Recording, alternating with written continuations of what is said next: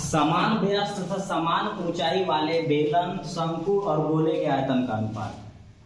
व्यास और ऊंचाई एक बराबर है, तो व्यास का आधा तो त्रिज्या होता है, तो इसका मतलब हुआ कि व्यास और ऊंचाई बराबर है, तो व्यास रहा होगा 2r और ऊंचाई भी रहा होगा 2r।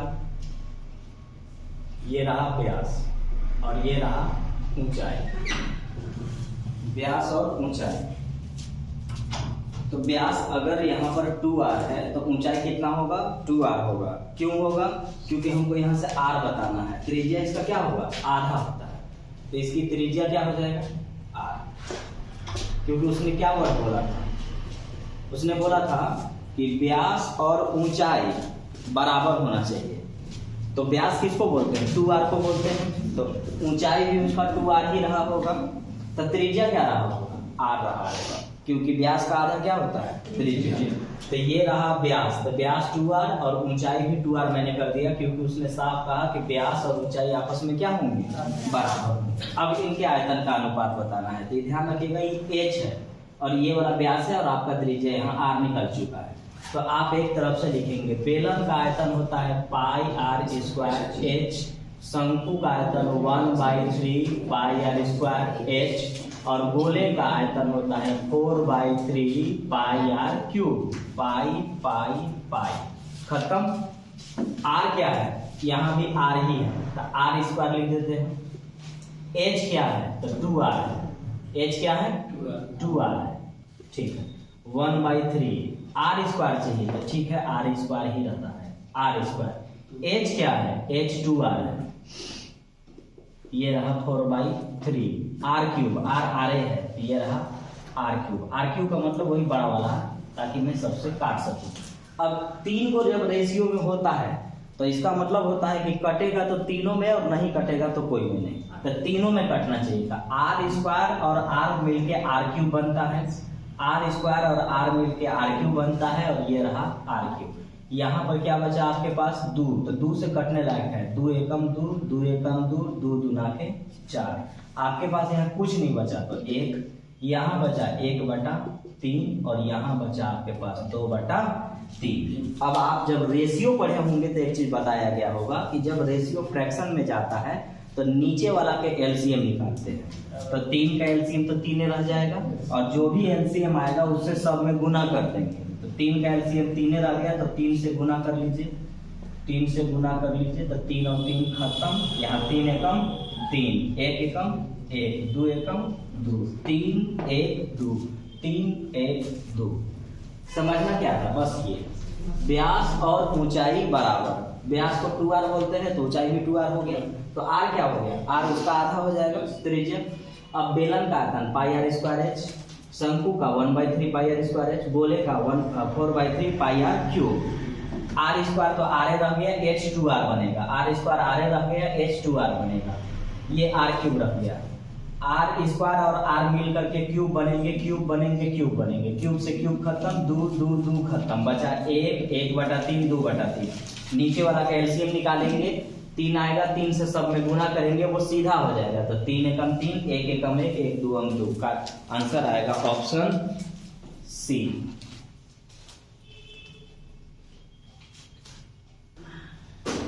एक शंकु आकार बर्तन में भरे पानी को समान त्रिज्या वाले बेलनाकार बर्तन में डाल दिया जाता है।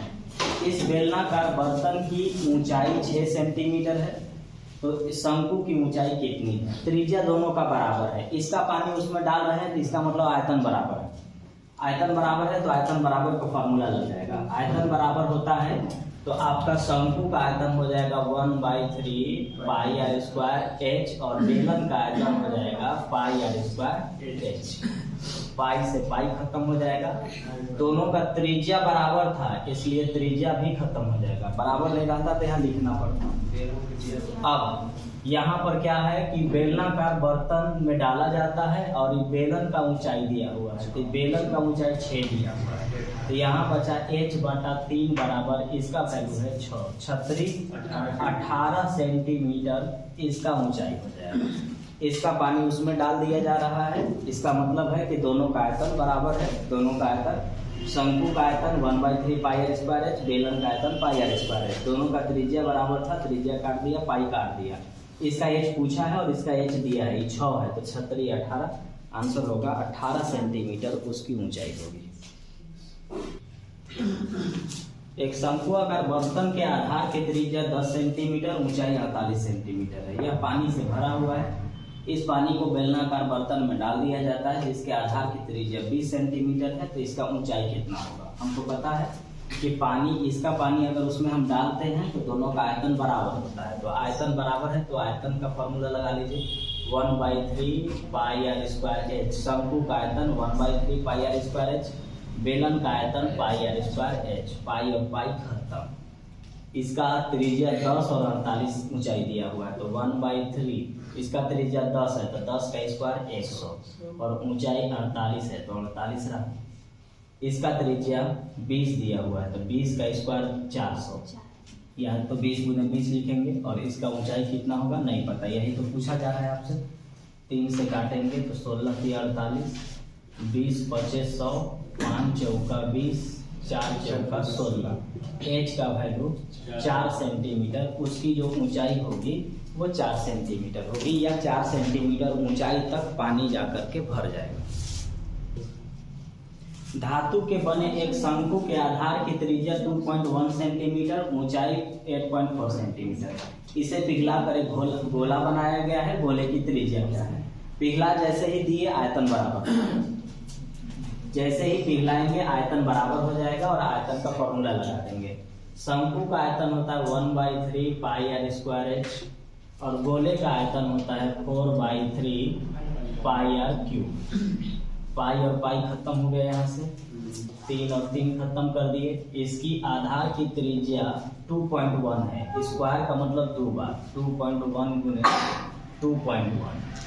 ऊंचाई इसका 8.4 है। इसका आर क्यूब नहीं पता है, आर क्यूब गुने 4 है, तो 4 से जैसे ही काटेंगे इसको 2.1 बार में कटेगा। क्यूब मतलब 3 बार होता है, तो आर क्यूब इतना दिया हुआ है तो आर क्या होगा? 2.1 होगा, क्योंकि क्यूब क्या होता है? 3 गो होता है, तो 3 गो के बदले 1 आर आना चाहिए, तो एक आर कितना होगा? 2.1 सेंटीमीटर का होगा।